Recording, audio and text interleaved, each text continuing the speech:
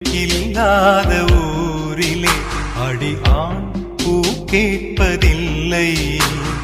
பெண் இல்லாத ஊரிலே கொடிதான் பூ பூப்பதில்லை. உன் புடவை முந்தா